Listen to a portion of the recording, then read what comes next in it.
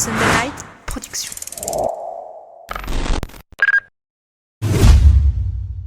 Bienvenue à l'Iron Café, l'émission qui débat de toute l'actualité running entre passionnés de course à pied. Et aujourd'hui, nous allons, avec nos invités, tenter de répondre à cette question. Quel est l'impact du vieillissement sur la performance sportive ? C'est parti.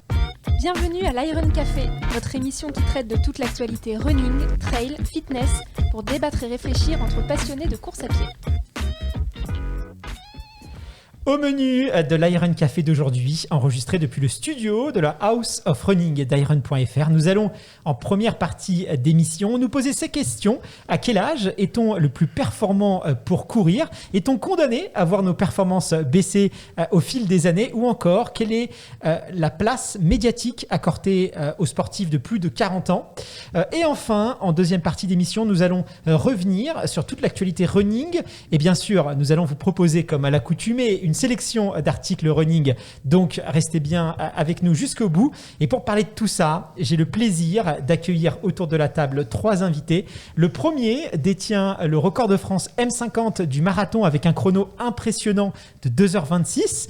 À 57 ans, il enchaîne les tours de piste et les sorties longues au sein de la Team Langlaine, un célèbre club parisien du 15e arrondissement, je crois.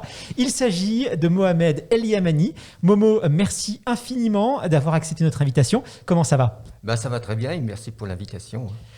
Notre second invité est le docteur Stéphane Cascua. Je ne sais pas si je le prononce. C'est bien. C'est parfait. Il est médecin du sport et rédacteur en chef de 2 revues bien connues des sportifs et des sportives, le Doc du sport et Sport Santé Magazine. Stéphane, merci d'être parmi nous aujourd'hui. Comment ça va ? Ça va bien, j'assume ma régression douce. On va voir si on n'a pas encore commencé l'émission. Et enfin, nous sommes aussi en compagnie de Frédéric Bellouze, entraîneur du groupe Élite au Stade Français Athlétisme et co-animateur du podcast. Fred, comment ça va ? T'es pas encore en retraite, toi, rassure-moi. Pas encore en retraite, mais quasiment. Bonjour Momo, bonjour Stéphane, bonjour Guillaume et bonjour à toutes et tous. Je suis ravi d'être avec vous, surtout que j'ai été missionné en secret. Je ne donnerai pas les noms, Momo, mais pour que tu dévoiles ton secret de longévité. Donc, je sais que tu es attendu sur les places fortes du running. Messieurs, aujourd'hui, on va s'intéresser plus particulièrement à l'impact de l'âge sur la performance sportive. On va également chercher à savoir s'il existe des discriminations dans le sport, par exemple, qui peuvent être liées à l'âge. On va aussi s'intéresser à savoir quel impact le sport intensif pendant plusieurs années peut avoir sur la santé, la longévité d'un athlète. Et pour rentrer dans le vif du sujet, on va peut-être répondre tout de suite, comme ça, cette question, comme ça, ce sera fait. Stéphane, est-ce qu'on peut dire que l'âge impacte de manière importante le développement de la performance sportive ? On entend souvent qu'en matière de sport et d'âge, il faut s'imaginer une espèce de graphique en forme de U inversé, où on aurait aux 2 extrémités, donc plus jeunes et plus âgés, des performances qui sont considérablement réduites, et un espèce de pic de forme au milieu, entre 20 et 30 ans. Est-ce que tu es d'accord ? Est-ce que c'est bien résumé ? Est-ce que finalement, on oublie le début, on oublie la fin, et tout ce qui compte, c'est l'espèce de U inversé entre 20 et 30 ans ? Alors, en effet, ce graphique indique la VO2 max, qui est l'un des indicateurs de la performance. Donc la VO2 max, elle est optimum lorsque la croissance s'achève, quand on est baigné d'hormones, c'est 18-25 ans, mais la performance optimum peut se prolonger, bien sûr avec l'expérience, bien sûr avec d'autres paramètres physiologiques comme l'optimisation du seuil, si ce concept existe, et ensuite ça régresse doucement, et ça régresse un petit peu plus fort au-delà de la cinquantaine, probablement pour ce qu'on appelle en tout cas chez nous les hommes l'andropause, et un peu la ménopause chez les femmes. Mohamed, en tant qu'athlète de haut niveau, j'imagine que tu dois être très attentif à l'écoute de ton corps. Est-ce que tu as vu des choses changer avec les années, ta capacité à t'entraîner ? Tu peux nous rappeler ton âge ? Bientôt 57 ans. D'accord. Sincèrement, moi je suis le contre-exemple de la citation de Corneille, la valeur n'attend pas les nombres des années. Et je vois pas vraiment une différence entre ce que je faisais à mes débuts ou ce que je fais maintenant. Au moins en termes de préparation au chrono sur la piste. Tu as une particularité, je crois que c'est que tu as commencé un peu sur le tard. J'ai commencé tard et j'ai commencé par hasard. Mm-hmm. Je n'étais pas destiné à la course à pied, je suis tombé dedans par un hasard total. Et j'ai commencé à 30 ans. Mm-hmm. Et j'ai un parcours, c'est vrai, un petit peu atypique. Et j'ai fait mon record sur marathon, je l'ai fait à 38 ans. Et depuis, je suis toujours à peu près dans ces eaux-là. Mon dernier marathon, c'était le marathon de Boston en 2019, j'ai fait 2h32. Mais vu le parcours du marathon, je pense que ça ne me convenait pas. Ça me convenait pas. Et on reviendra peut-être tout à l'heure sur ce que j'ai perdu avec l'âge. Je peux le dire maintenant. Ce que j'ai perdu le plus, c'est la puissance. D'accord. Mais en termes de vitesse, j'ai pas l'impression d'en perdre. Ton record sur marathon, c'est combien ? 2h22. 2h22. 24. D'accord. Fred, toi, en tant qu'entraîneur, est-ce que tu adaptes tes entraînements en fonction de l'âge de tes athlètes ? Est-ce que tu as une attention particulière par rapport à ça ? Alors moi, je te dirais déjà, évidemment, en fait, l'âge entre en ligne de compte, mais en fait, au-delà de l'âge, c'est l'historique de l'athlète qui, pour moi, importe le plus. Mais quand je dis que l'âge entre en ligne de compte, c'est pas forcément de la manière négative, du style c'est un vieux, c'est une vieille, on va y aller mollo, on va y aller doucement. Tu vois, c'est pas ça l'idée, parce que ça peut être un avantage. Momo a commencé à en parler, car en fait l'entraîneur il va se servir de l'expérience de l'athlète, il va se servir de son vécu, et ça c'est un énorme plus. Et ensuite, évidemment, il y a des domaines qui vont être impactés. Moi, tu le sais, et beaucoup de monde le savent également, je suis féru de musculation. Et passé un certain âge, les exercices trop agressifs de type pliométrie un peu violente, on va quand même faire attention. Idem avec les séances de vitesse, et quand je dis vitesse, c'est vraiment de la vitesse pure, voire du lactique, même si ce vocable n'est pas forcément bon, on le sait tous, mais qu'on emploie encore, on fait attention. Mais ça, sur ces aspects, je pense que Stéphane pourrait compléter bien plus pertinemment que moi. Mais moi, très sincèrement, je ne pense pas qu'il faille voir l'âge comme quelque chose de négatif, parce qu'en fait, quand vous entraînez des jeunes, vous devez aussi intégrer un certain nombre de spécificités qui sont liées au fait que leur croissance, tant physique que physiologique et psychologique, n'est pas atteinte. Après, avec des adultes en pleine force de l'âge, comme on le disait, il y a tout un ensemble d'autres paramètres qui peuvent impacter l'entraînement, c'est-à-dire la construction d'une vie professionnelle, familiale, sociale. Et donc, il faut, je pense, vraiment se sortir de l'idée de la tête que certaines catégories d'âge, dont les vieux, comme on dit, un peu de manière brutale, et dont je fais partie moi aussi également, seraient compliquées à entraîner, et d'autres non. Je pense plutôt que chaque catégorie d'âge, et voire même chaque athlète finalement, a ses particularités, ses spécificités, et que de toute façon, il faut toujours savoir s'adapter. J'imagine qu'il doit aussi avoir un espèce de côté psychologique lié à l'âge. Est-ce que par exemple, toi, tu as des athlètes peut-être qui ont peur de vieillir, ou peut-être qui sont inquiets par rapport à ça? Tiens, j'ai bientôt 35, 40, 45 ans, il me reste plus qu'un an ou 2 ans avant de pouvoir aller chercher des chronos, après il sera trop tard. Est-ce que c'est quelque chose que tu constates, cette peur de vieillir chez les athlètes? Alors moi déjà, je dirais Momo malheureusement ne fait pas partie de mon groupe d'entraînement, mais j'ai la chance d'avoir dans mon groupe d'entraînement une athlète qui a passé la quarantaine et qui est, si on prend comparativement à la table de cotation de la FFA, la meilleure athlète du groupe, puisqu'elle est N1, N2, suivant les disciplines.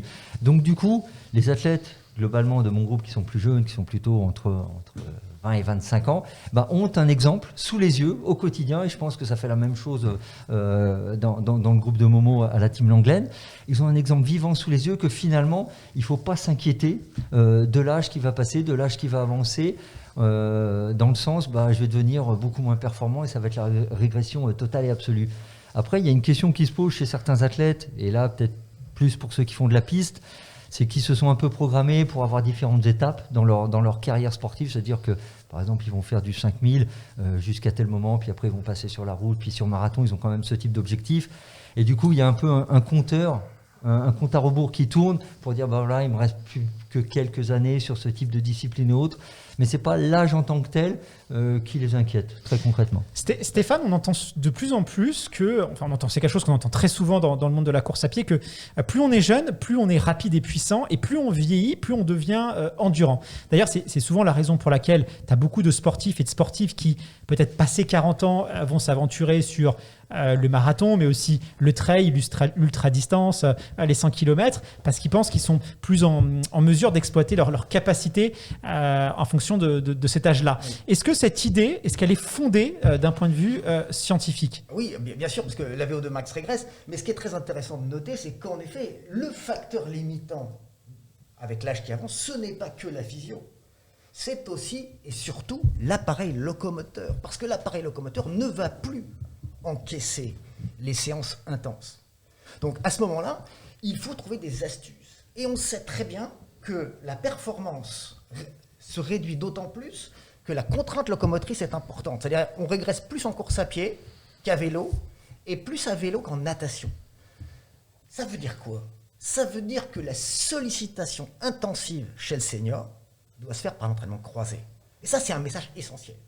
Et mon quinca qui a mal au genou, qui a le ménisque qui tiraille, il va faire ses séances de VMA, ou en tout cas de PMA, de puissance maximale aérobie, sur un elliptique. Donc, par exemple, le transfert se fait bien parce que la gestuelle est assez proche de la course. Il va faire ses sorties longues sur un vélo, au moins une fois sur 2. Donc ça, c'est essentiel. Bien proposer aux seniors l'entraînement croisé pour les séances intenses, mais aussi, parce qu'elles sont contraignantes pour l'appareil locomoteur, pour les séances longues à vélo.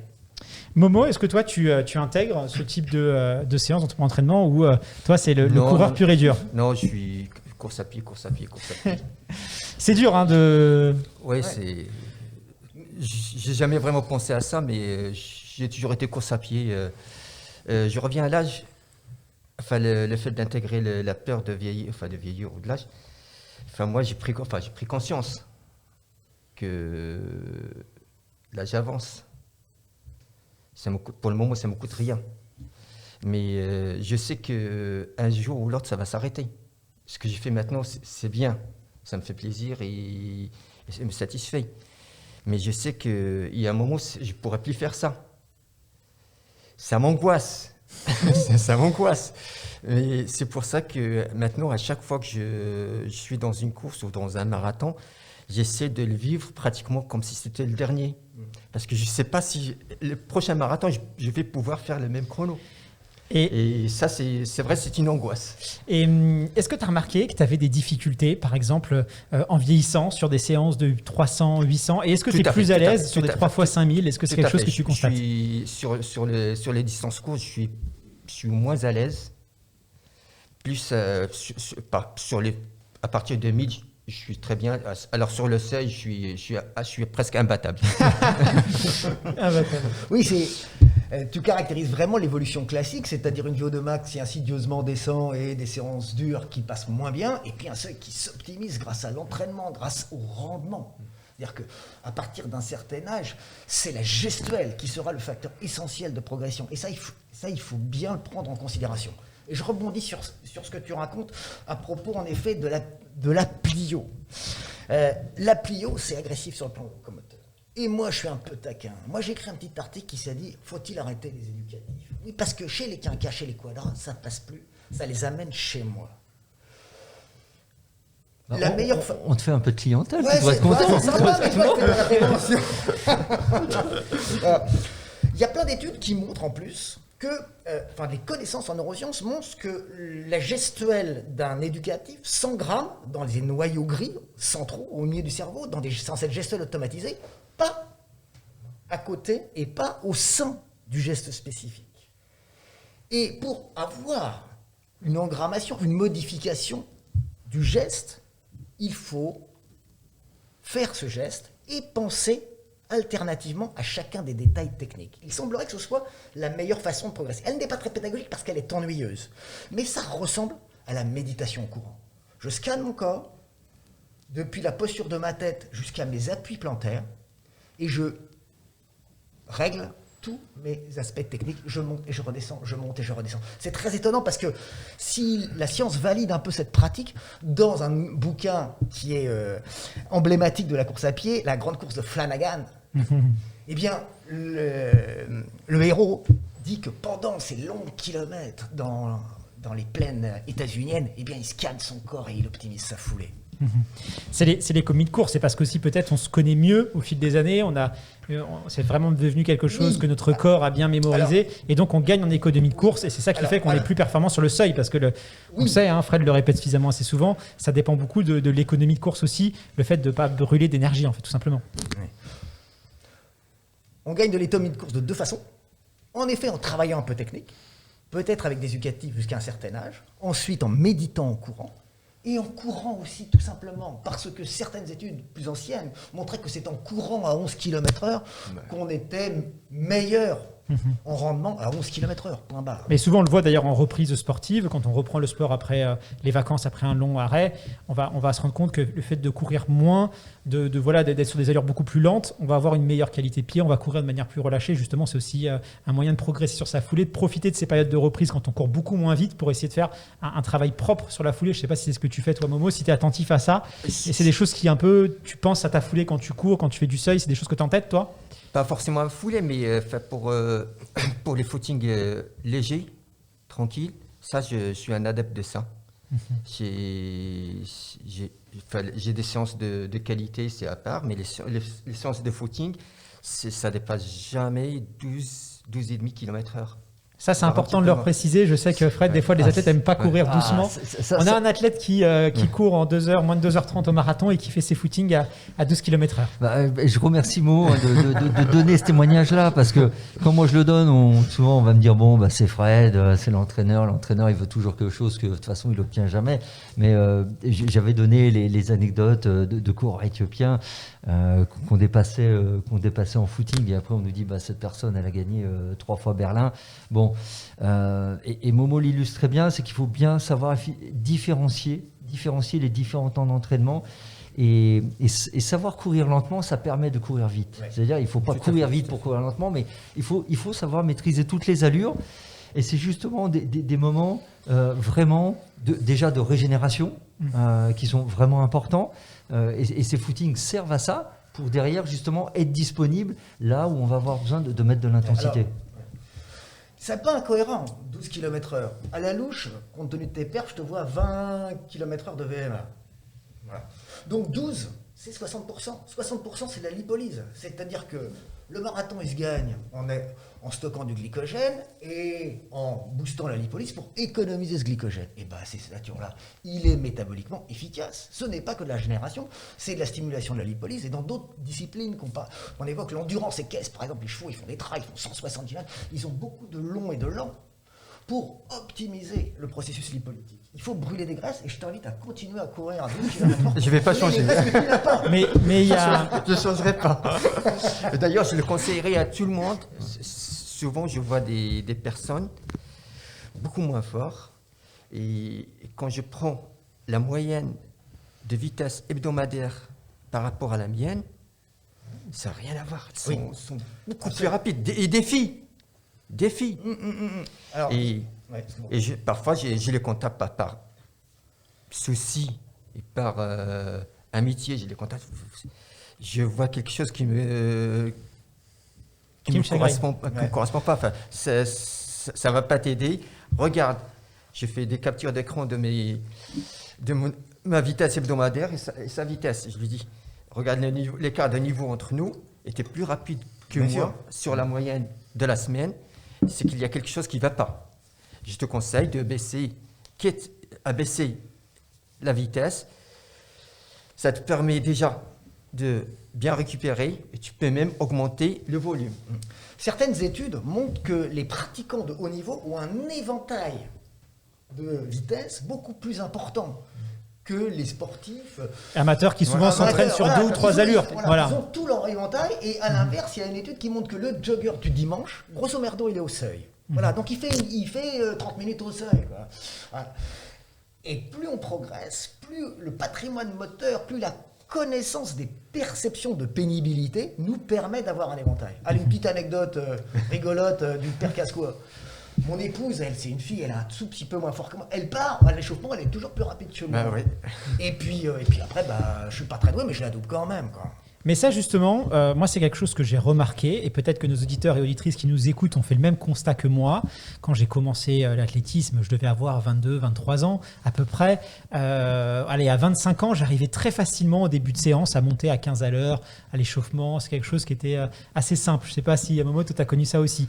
Et puis finalement, j'ai l'impression, en vieillissant, il me faut beaucoup plus de temps pour être à l'aise sur mes allures, et que je ne peux plus, au bout de 5-6 minutes, je pouvais facilement, même des fois, j'avais presque pas à m'échauffer et je pouvais y aller. C'est quelque chose qui est plus du tout impossible passer 30 ans. Est-ce que mon constat, métaboliquement, il est juste? L'accrochage cardiovasculaire est beaucoup plus rapide chez l'enfant. Par exemple, nous, quand on fait les fameux tests de Ruffier, là où on fait faire 30 accroupissements, les gamins, ils montent à 120. Ça ne veut pas dire qu'ils sont pas en forme. Ça veut dire qu'au contraire, ils ont accroché vite. Alors qu'un adulte, il va monter en forme, il va monter à 90. Non, cet accrochage, il est plus rapide, et puis l'appareil locomoteur se dénoue plus. La façon de comprendre le dérouillage mécanique, lorsqu'il y a un petit peu d'inflammation, il y a toujours un peu de cicatrisation de micro-lésions. Et ces micro-lésions, elles collent comme ça. Donc les tissus, ils ont besoin de se décoller quand une inflammation chronique s'est mise en place à la faveur de l'âge et à la faveur de quelques lésions de l'appareil locomoteur. Tu accordes beaucoup de place à l'échauffement avec les années, toi? Ah oui, énormément. Généralement, mon échauffement commence à 10 km/h. Ouais, tu dis 10. Ouais, très bien, Ouais, super. je commence 10. Je raconte une anecdote. Il y a quelques temps, je faisais un échauffement avec un ami qui, en 3h15 au marathon. Elle était déjà sur l'échauffement, moi je l'ai rejoint. Et à un moment, je lui dis ralentis, c'est trop rapide pour moi. Il m'a regardé, il m'a dit tu te fous de moi? Il n'a pas compris que pour moi, c'est pas proportionnellement au niveau, mais je dois commencer l'échauffement à une vitesse, mais vraiment le plus bas possible. On devient des petits diesels, quoi. Ouais. Stéphane, est-ce que entre les hommes et les femmes, on est tous égaux par rapport au vieillissement au niveau de la performance sportive, ou il y a des différences physiologiques entre les hommes et les femmes? Bien sûr qu'il y a des différences. La régression, elle se fait essentiellement pour des raisons hormonales, endocriniennes. Donc les femmes, elles ont un élément charnière qui s'appelle la ménopause. Les hommes, ils ont un truc un peu plus insidieux, plus ou moins marqué, qui s'appelle l'andropause. Et ça glisse aussi.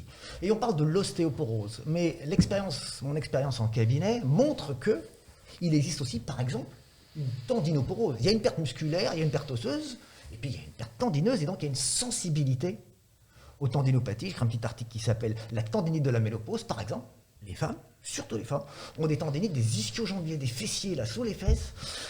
Et ça, classiquement, ça survient à cet âge charnière, à un moment où les hormones ne sont plus là pour reconstruire des tissus. Et les hommes, c'est un peu pareil. D'ailleurs, moi, j'ai mes ischios qui me taquinent un peu. Voilà, je dois être un peu sur l'andropause, peut-être, je ne sais pas. En tout cas, une chose est sûre, depuis quelques années, on assiste à des performances assez spectaculaires chez les masters. J'ai même l'impression que le niveau n'a jamais été aussi haut dans cette catégorie. Fred, je ne sais pas si tu l'as remarqué toi aussi, et comment est-ce qu'on peut l'expliquer aussi, cette montée en puissance des masters? Déjà, avant de te répondre, moi je vais faire un petit retour en arrière avec comparaison de l'espérance de vie il y a un siècle, parce qu'il faut bien savoir, déjà avoir en tête que entre 1900 et 2000, l'espérance de vie en France, moyenne hommes et femmes, tout compris, est passée de 48 à 79 ans, soit une hausse de 65% en un siècle seulement. Donc ça, c'est énorme. Et du coup, l'allongement de cette espérance de vie peut aussi être considéré comme une amélioration de la performance du corps humain, on va dire dans sa globalité. Et depuis, il faut quand même le dire, depuis une trentaine d'années, on mange mieux, on fait plus attention à notre santé, on consomme moins d'alcool ou de cigarettes, on travaille moins ou moins péniblement. Il y a encore des gens qui ont un travail pénible, attention, me faites pas dire ce que je sais que certains ont tendance à me faire dire ce que je dis pas. Donc, attention. Fred est responsable de ce qu'il dit, mais il n'est pas responsable de ce que vous comprenez. Voilà. Il faut le préciser pour certains. Donc, globalement, les travaux pénibles ont fortement diminué dans notre société, en tout cas, je parle de notre société française contemporaine. Et donc, logiquement, notre corps il bénéficie de ces améliorations de nos modes de vie. Et parallèlement, tu vois, alors qu'il y a 30 ans, c'était assez rare de voir des gens se mettre à la course à pied de manière compétitive. J'entends à partir de 30 ans, voire à 40 ans. Ce phénomène n'est plus du tout rare maintenant. Momo en est un exemple, et il y en a énormément de personnes qui se sont mis à l'athlé à 30 ans, à 35, à 40, voire après, et de manière très sérieuse et très compétitive, pas simplement dans une démarche sport santé. Ça, c'est quelque chose qu'on ne voyait pas avant. Je ne suis pas allé voir dans le détail des statistiques si les masters, qui sont le nom des catégories, pour ceux qui ne savent pas, donnés à partir de 35 ans, si les meilleurs masters d'il y a 30 ans étaient meilleurs que les masters, ou en tout cas à des niveaux comparables aux masters actuels. Et je pense que globalement, en tout cas sur la première année de master, ça se vaut. Ce qui a énormément changé, c'est la densité et le nombre d'athlètes qui ont des performances de haut niveau. On avait, il y a 30 ans, des athlètes qui avaient 40 ans, 45 ans, 50 ans, qui avaient des perfs exceptionnels. Mais peut-être en France, on allait en compter 1, 2, voire 3. Maintenant, on en compte des dizaines et des dizaines. Il faut, par exemple, les championnats de France Master, ou en tout cas les courses Master, que ce soit sur 10 km, semi ou marathon. Ou cross. Et quand je dis autour de 40-50 ans, en termes de densité de niveau, n'ont rien envié aux courses entre guillemets élites. Donc, c'est surtout là, je pense, que le changement s'est fait. Et il s'explique, je pense, assez facilement. Parce qu'on a affaire à des types de populations qui, passé la trentaine, 35 ans, certains ont construit leur vie professionnelle, familiale, que j'en parlais tout à l'heure. Les enfants ont un peu grandi, ont un peu de temps à dégager, ou des événements de vie comme des séparations. C'est aussi qu'il y a plus de séparations. Donc à un moment, on se dit, on a plus de temps, ou on a besoin aussi de combler quelque chose et d'évacuer certaines choses. Et on se met au sport tardivement. Je citerai un exemple que Momo, je suis sûr, connaît. C'est la présidente, maintenant elle est présidente de l'AOC, de l'AO-Charenton, Emmanuelle Jäger. Moi je l'ai connue quand elle s'est mise à la course à pied à 38 ans. Elle est avocate, donc elle avait monté son cabinet d'avocate. Donc là elle était bien installée. Les faits de vie ont fait qu'elle a eu du temps, ses enfants avaient grandi pour s'entraîner. Elle s'est mise à la course à pied à 38 ans. Passé 40 ans, elle est passée sous la barre des 3 heures au marathon. Et passé 45 ans, elle a intégré l'équipe de France de 100 km. Donc, impressionnant. Voilà, elle est à la fédération. Et maintenant, elle est à la fédération. Momo, est-ce que tu as remarqué que la concurrence chez les masters, donc master, c'est la nouvelle appellation, il y a quelques années, on appelait les vétérans, maintenant c'est master, c'est un peu moins péjoratif. Est-ce que tu as remarqué que ça s'est vraiment intensifié, c'est beaucoup plus fort qu'avant? Est-ce que tu as remarqué une différence, toi? C'est vrai, il faudrait. Déjà, le terme de master, ça englobe une grande. Fourchette entre les 30. C'est vrai que 35 ans et 55 ans, 60 ans. Parce qu'avant c'était, excuse-moi, je te coupe, mais c'est pour un peu rebondir. Avant, c'était à partir de 40 ans, ouais. Mais au niveau européen, la norme c'est 35 ans. Et en France, on était resté sur 40 ans, mais la norme européenne est de 35 ans. Et international, c'était. C'est la même 35 chose. ans et ça a changé, on changeait de catégorie par tranche de 5 ans. En France, on changeait de catégorie par tranche de 10 ans. C'est vrai, de 35 ans à 60 ans, c'est une grande plage. C'est vrai, dans la catégorie 40 ans, la densité est phénoménale. Surtout en cross, pour faire dans les 15-20 premiers championnats de France de cross, il faut être vraiment très, très, très, très fort. C'est vrai, cette densité se réduit avec, puisqu'on avance à 35 ans, à 45 ans, 50 ans, 55.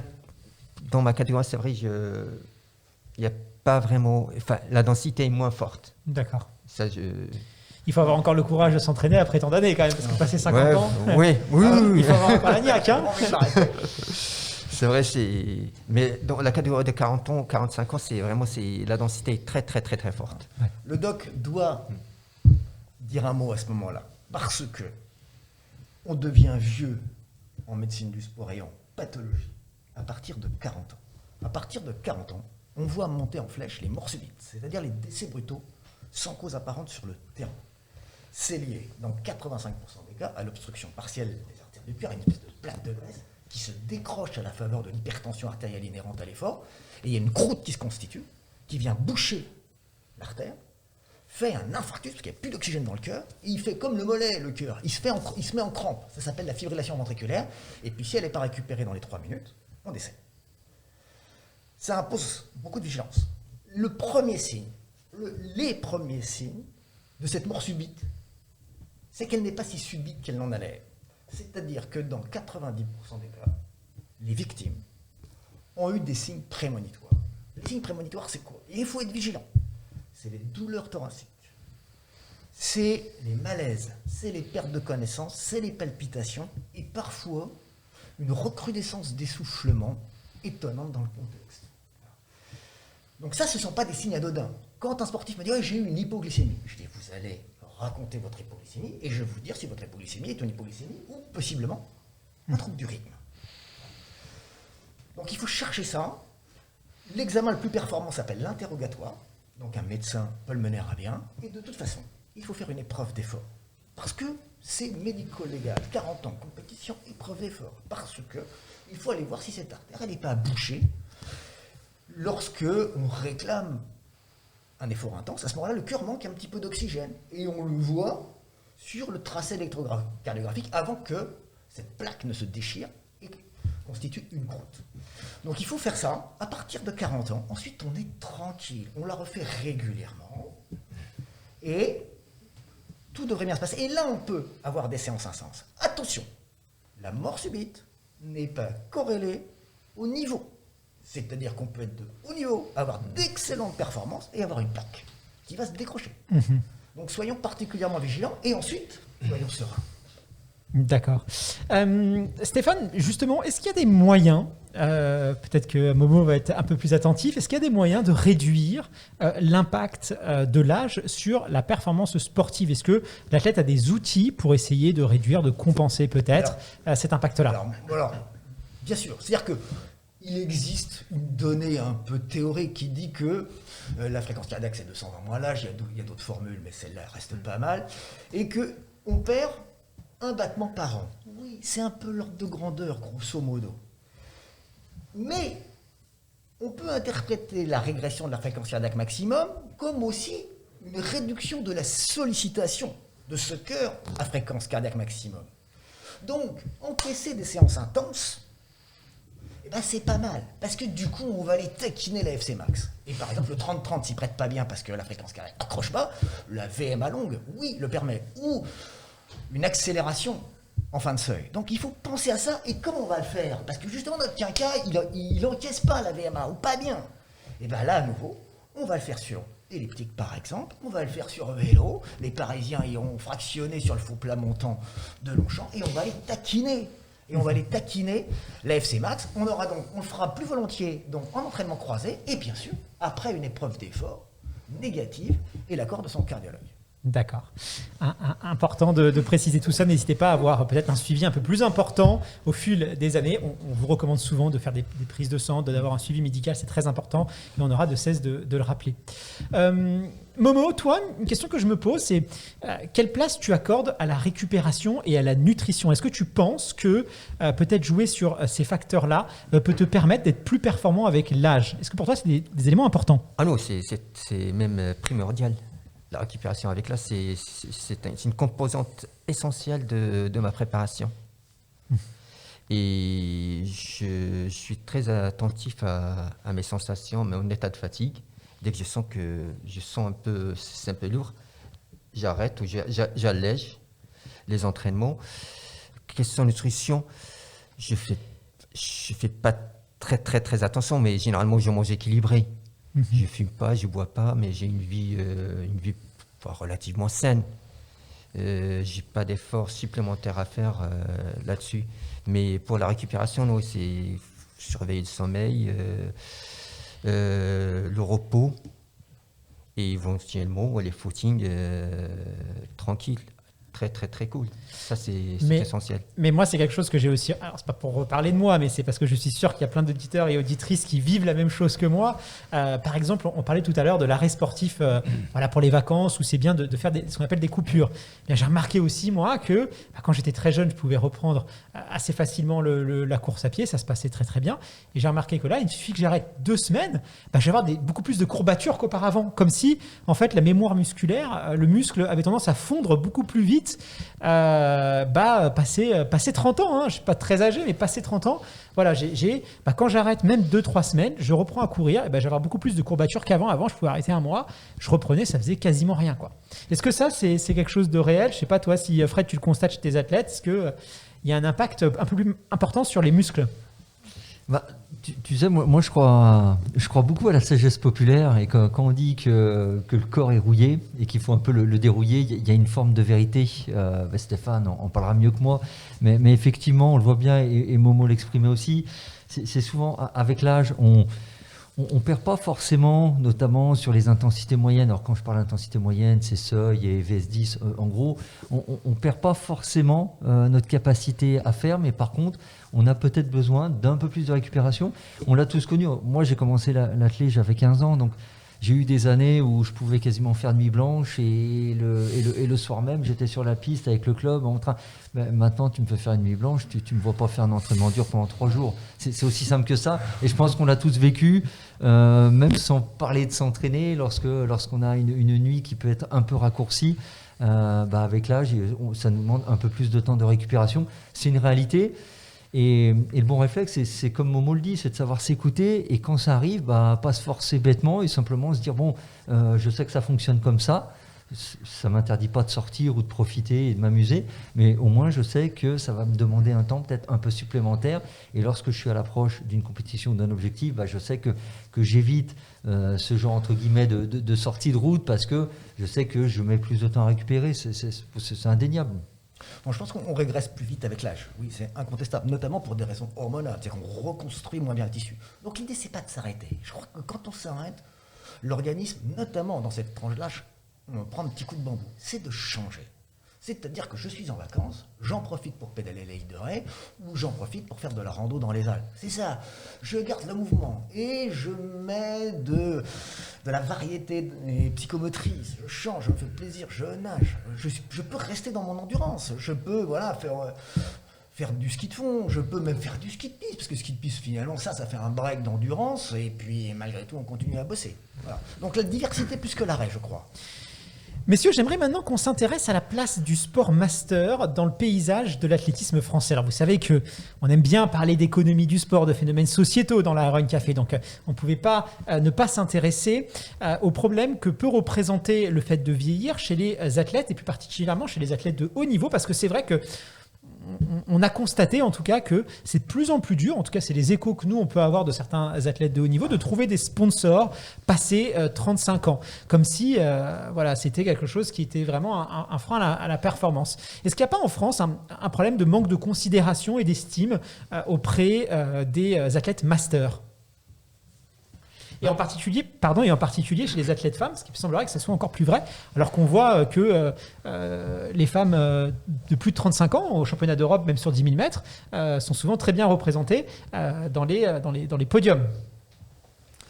Moi, je pense que déjà, on a un problème de reconnaissance de l'athlétisme et de la course à pied. Donc, déjà sur entre guillemets, les catégories élites normales. Et évidemment, les masters sont touchés de plein fouet par ces choses-là. Je pense que Momo en parlera mieux que moi, parce que même avec des performances exceptionnelles, on n'est pas forcément reconnu à sa juste valeur, parce que, entre guillemets, je vais le dire de manière un peu brutale, et je répète que je fais partie de cette catégorie-là, mais le vieux, ça fait pas vendre, ou alors des chaussures Mephisto, mais c'est pas trop ce qu'on fait là. Mais même sur les compétitions, est-ce que, par exemple, les primes de course, est-ce qu'il ne va pas avoir des fois des grands décalages par rapport aux primes de course, par rapport aussi à la manière de recevoir les accès aussi aux satellites? Comment ça se passe aujourd'hui quand on a un athlète master? Est-ce qu'on est par exemple invité sur les grands championnats? Est-ce qu'on a par exemple les cérémonies de podium? Est-ce que c'est quand même très symbolique aussi la capacité de ces organisateurs à valoriser le sport des seniors? Je pense qu'il n'y a pas que seulement que la performance sportive, il y a aussi le symbole qui est autour de ça. Et c'est important en tout cas de mettre ça en avant. En tout cas, on est très très très loin des considérations que les masters, par exemple, aux États-Unis ou même en Espagne. Bon, là, sincèrement, en France, on est vraiment, je dirais pas marginalisé, mais je peux le dire, on n'est pas considéré. On n'est pas considéré. Je vais vous raconter une histoire. Enfin, c'est qu'en 2017, j'ai couru le marathon de Londres. Et ce jour-là, il y avait Martin Fies, un ancien champion olympique, un champion du monde, 4e aux Jeux olympiques. Et il avait un projet de gagner les 6 majors dans sa catégorie d'âge. On a la même catégorie d'âge. Bon, j'ai réussi à le battre. Je suis tombé au moins sur une vingtaine ou trentaine de publications espagnoles qui parlaient de cette course de Martin Fies et sa course contre moi. En France, zéro. Zéro. C'est après que certains... Enfin, j'ai poussé un coup de gueule sur les réseaux sociaux et il y a un jour... Enfin, un magazine du running, bon, c'est surveillé, ils ont fait un portrait sur moi. Bon, c'est pas... Mais ceci dit, par exemple, prenons l'exemple du marathon de Boston. Il y a $10 000 pour le premier vétéran, premier master. $10 000. Moi, le marathon de Chicago, je l'ai gagné au master, $2 500. En France, tu ne trouveras jamais ça. Mais ça, c'est quelque chose que j'ai remarqué. C'est pour ça que je posais la question. C'est vrai que sur les marathons anglo-saxons ou les marathons espagnols, les marathons aussi latins, il suffit de voir les trophées, les cérémonies de podium. Ça n'a rien à voir avec ce qu'on peut trouver sur les marathons français. Il y a vraiment une différence qui est flagrante. Hein.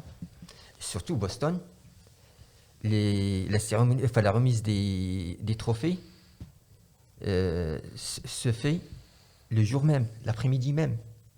Et les masters, tous les vainqueurs, dans toutes les catégories, sont invités à la cérémonie, en direct. Ça, c'est... Mais c'est important, j'imagine Stéphane, que tu dois prêter une attention toute particulière parce qu'on vieillit de plus en plus. Il y a aussi la question de bien vieillir. Il y a aussi cette idée que finalement, passé 50 ans, on n'est plus bon à rien. Et c'est important aussi de montrer que oui, on peut continuer à faire du sport après 50 ans, on peut être même performant, on peut s'épanouir et on peut avoir la reconnaissance qu'il faut. D'un point de vue santé publique, je pense que c'est important d'envoyer ces messages-là. C'est peut-être porteur en effet d'un message et d'un encouragement pour les quinquas et les quadras à continuer, bien sûr. Comme quoi on arrive à des performances tout à fait correctes et on peut, lorsqu'on en a commencé tard, continuer bien sûr à progresser. Moi j'aimerais pour mes seniors parler d'un phénomène qui m'intrigue un peu et qui parfois m'embête un peu lorsqu'ils ont vécu le marathon et qu'ils voient en effet la performance décliner. Du coup, pour rompre avec les références, ils passent au travail. Et là, on assiste à une surenchère dans l'open space, quoi. Avant, ça parle à Momo, là. Avant, quand on était marathonien, dans le monde de l'entreprise, on était un vrai sportif. Et le succès de la course à pied a banalisé le marathon en faisant gonfler, comme on dit, le peloton par le bas. Et du coup, on se retrouve avec cette envie de faire plus. Et moi, je trouve que mes seniors, quand ils subissent la surenchère, ils sont fatigués. C'est-à-dire que le surentraînement, à cette période de la vie, le surentraînement, dans des gens qui sont spontanément un peu actifs, c'est-à-dire que le cadre hyper motivé, la profession libérale, c'est souvent lui qui fait le trail, qui fait l'ultra. Et ce mec-là, il cumule, en effet, son envie de performer sur trail, son boulot prenant, et puis pour tout ça, il est peut-être un peu en train de divorcer, et il a tout ça en tête, et il glisse. Et biologiquement, neurobiologiquement, on sait que le surentraînement, c'est très proche du burn-out. Wow, c'est le même phénomène et c'est très proche de la dépression. Donc, il faut faire attention. On s'apaise en courant parce qu'on fait les neuromédiateurs du confort, mais il ne faut pas s'apaiser en s'épuisant. Voilà. Il faut trouver d'autres sources d'apaisement que l'épuisement. Le mieux est l'ennemi du bien. Mais le sport reste bon pour la santé. Il faut juste rester modéré et pas aller effectivement dans quelque chose qui soit un peu le toujours plus en fait. C'est ça qui est dangereux. C'est très intéressant. Qu'est-ce que nous dit la science sur la dose santé. On en parle ? Bien sûr. On a 2 études très étonnantes qui n'ont rien à voir, mais qui sont convergentes. L'étude de Framingham, qui étudie de façon longitudinale la population, de façon très exhaustive, une population américaine, d'une ville américaine. Le bénéfice du sport commence à décliner à partir d'une dépense énergétique de 3500 kcal par an. Ça ne veut pas dire que ça devient nuisible. Ça veut dire que le bénéfice est maximum à 3500, c'est-à-dire grosso modo 7 heures de sport par semaine. Il commence à diminuer. Et quand on fait des études, quand les anthropologues font des études sur les chasseurs-cueilleurs qui vivent encore sur cette planète, les Bushmen, eh ben ils dépensent 3500 kcal par semaine, grosso modo, dans leur activité physique. C'est peut-être autour de cette valeur que nous avons été sélectionnés et programmés. C'est bien au-delà des 30 minutes de marche active par jour qui sont le début du commencement des prémices des bienfaits. Bien d'accord ? Il faut faire du sport et pas se contenter de changer à Châtelet en prenant les escalators. Mais il faut en faire de façon mauvaise. 7 heures par semaine, c'est déjà pas mal, c'est déjà costaud. C'est déjà pas mal. Autre petit intérêt, on sait maintenant que les chasseurs-cueilleurs, en fait, la dépense énergétique, ils le faisaient au cours de la chasse surtout, et ce qu'on appelle la chasse à l'épuisement. C'est-à-dire c'est qui ont de la chasse à courre. C'est-à-dire qu'on poursuivait de façon intelligente l'animal jusqu'à ce qu'il rentre en surchauffe. Comme le cerf épuisé se laisse approcher par les chiens dans les marais, et on lui donnait à la fin le coup de dague fatal. Et ça, grosso modo, c'était tous les 2 jours, et ça durait 2 heures. Voilà. Donc on est ça, 1 heure par jour ou 2 heures, 3 fois par semaine sur l'optimum. Voilà un ordre de grandeur qui peut peut-être guider nos pratiquants. Mais moi justement, sur cette question de l'impact du sport sur la santé, j'aimerais parler d'une autre étude. C'est une récente étude qui a été menée par l'IRMES, l'Institut de recherche biomédicale et d'épidémiologie du sport, et qui du coup s'est intéressé aux effets de l'activité sur la santé des athlètes qui pratiquent le sport de manière intense, je précise. J'en parle parce que c'est vraiment une étude intéressante, car du coup, c'est encore plus en écho avec ce que tu viens de dire, Stéphane, on peut légitimement se poser la question de savoir si le sport pratiqué à haute intensité sur des dizaines d'années, ou au moins une bonne dizaine d'années, parce que le sport de très haut niveau reste quand même limité dans le temps, du coup peut nuire à la santé, parce que c'est souvent quelque chose qu'on entend, et du coup, voire même réduire l'espérance de vie des athlètes. Ça, c'est vrai que c'est quelque chose qu'on entend énormément. On dit souvent que le sport à très haut niveau n'est pas bénéfique pour la santé. Est-ce que du coup, tu confirmes cette idée reçue ?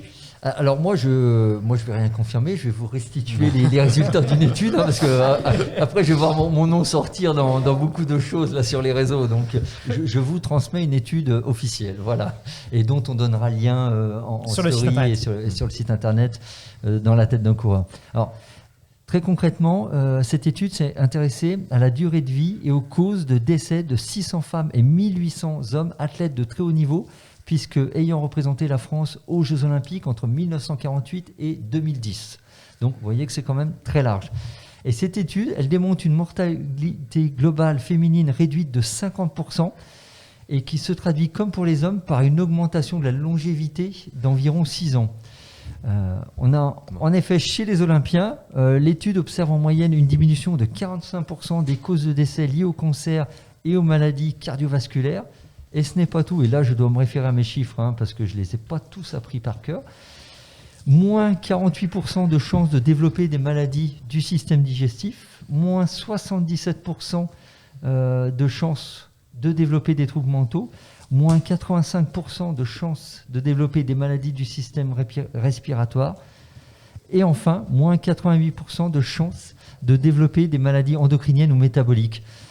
Donc, je dirais, après, avec la lecture que je peux faire de ces chiffres-là, qui sont très parlants, que oui, le sport, on l'a dit, est bon pour la santé, est très bon pour la santé, et finalement, même à haut niveau, parce que là, on le voit, finalement, on peut se dire que plus l'effort est fréquent, plus les bénéfices sont grands, et du coup, il y a aussi un autre élément assez intéressant dans cette étude, c'est qu'elle a démontré qu'il n'y a finalement, apparemment, aucune inégalité entre les hommes et les femmes sur les bénéfices du sport. C'est-à-dire qu'il n'y a pas, entre guillemets, un sexe qui en bénéficierait plus ou l'autre moins. C'est intéressant. Ouais, alors, il y a des biais dans ces études. C'est-à-dire qu'il n'y a pas deux groupes. En fait, on ne sait pas s'ils ont continué. Donc voilà, avoir pratiqué à haut niveau et avoir performé à un moment, c'est pas caractéristique d'une activité assidue. Et puis, ces gens, ils peuvent être doués. C'est-à-dire que quelqu'un qui performe, c'est quelqu'un qui a une bonne santé, quand même, Oui, bien sûr, statistiquement. bien sûr, bien sûr. Donc le gars, il est performant partout, il a un corps sain, et la mécanique fonctionne. Donc on l'a pas comparé à quelqu'un qui aurait été moins doué, j'allais dire, biologiquement. Et puis... Alors, Mais c'était le but de cette étude aussi, oui, c'était de c'est ça. s'intéresser Mais à des athlètes voilà, ça veut olympiques. pas, mais ça veut pas dire que c'est le sport qui leur a donné cette longévité. Bien ce sûr. sont ce peut être leur qualité biologique. D'accord. Et donc du coup, en fait, c'est-à-dire qu'en effet, parfois même ils n'ont pas continué, ils ont gardé cette qualité génétique. Et on sait très bien, par exemple, que la VO2 max, c'est une étude de Palo Alto, est corrélée au pronostic vital pour tout chacun. C'est-à-dire que vous êtes plus puissant, vous vivrez plus longtemps, même pour les gens qui ont des cancers. C'est-à-dire qu'un cancer avec le même niveau de gravité, celui qui a la VO2 max plus importante sur un test, il va survivre plus longtemps parce qu'il va encaisser bien mieux le stress et la demande énergétique de la maladie. Donc attention, le haut niveau, oui c'est bien, il faut continuer parce que les effets disparaissent. Michel Jazzy, moi j'aime bien dans les cours que je fais, il est emblématique, c'est-à-dire que Jazzy, il a fini avec un triple pontage parce qu'il avait cru capitaliser les effets du sport. On ne capitalise pas les effets du sport, on les collecte quotidiennement. Il n'y a pas d'acquis dans la course, et en particulier dans la course à pied. Momo, c'est peut-être qui va dire l'inverse. Non, c'est un travail de tous les jours. Il ne faut jamais dire ça y est, c'est bon. Voilà. Même en étant master, ça ne veut pas dire qu'il ne faut pas travailler, il faut travailler. Il continue à travailler, peut-être pas de la même intensité que 30 ans. Et surtout, il y a un élément que je veux bien évoquer, c'est... Là, on parle des entraînements, mais il y a aussi la compétition. Moi, quand j'avais jusqu'à 45, 46 ans, je faisais à peu près 25 compétitions dans l'année. Et à partir de 48 ans, j'ai eu un déclic, c'était un tournant. Je me suis dit non, j'ai subi 2 années de blessures, une succession de blessures, dont 2 fractures de fatigue du bassin. Je me suis dit non, je ne peux plus continuer comme ça. Du coup, j'ai planifié ma saison d'une manière, 2 compétitions majeures, 2 marathons. Et à l'intérieur, comme j'étais dans un club, j'étais obligé de faire les crosses. Et à côté, 1 ou 2 10 km, jamais plus. Et ça ne me manquait pas. On en revient à ce que tu disais tout à l'heure, Stéphane, c'est qu'il ne faut pas aller dans le toujours plus, et au contraire, c'est plutôt, faut faire preuve d'être raisonnable plutôt que vouloir aller trop loin. Et ce que je propose à mes patients qui aiment la compète, c'est d'avoir des compétitions préparatoires. C'est-à-dire qu'on peut mettre un dossard et pas s'arracher. On fait un 10 bornes. C'est pas simple pour tout le monde, ça. Hein. Oui, mais c'est important, la compétition préparatoire.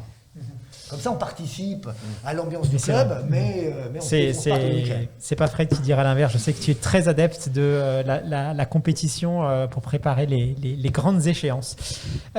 En tout cas, tout ça est assez rassurant. Momo, on l'a bien compris, tu n'es pas du genre à te poser des limites. On va bientôt terminer cet épisode. Mais est-ce que tu peux rapidement nous dire un petit peu quels sont tes prochains objectifs pour cette année 2021, 2022 peut-être un peu particulière? Il faut déjà qu'on ait des compétitions déjà, des courses.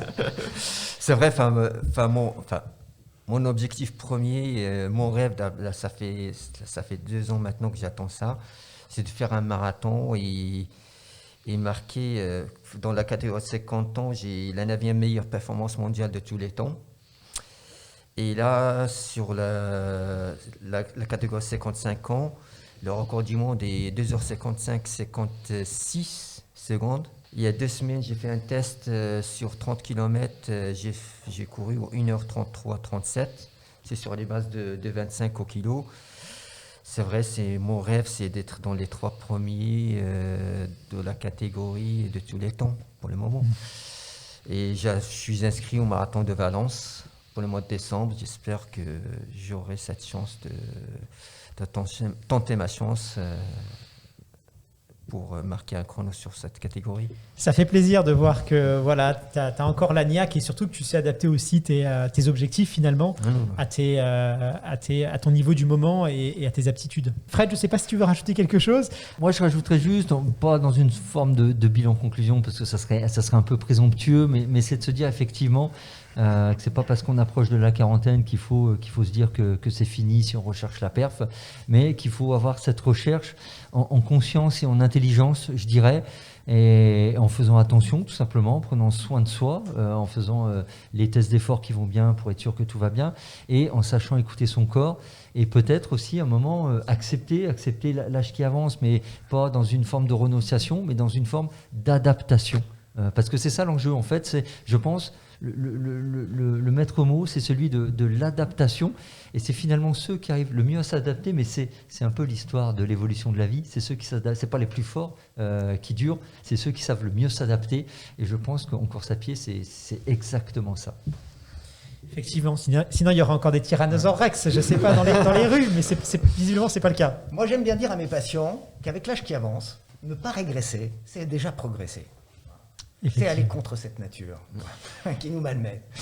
Merci infiniment à vous deux. Écoutez, je vous souhaite une très longue carrière sportive. Et puis, vous êtes la bienvenue dans un prochain épisode. Stéphane Momo, merci à vous deux. Merci à vous. Merci à vous. Cette émission vous a été proposée par Iron.fr, spécialiste running, trail et fitness sur Internet.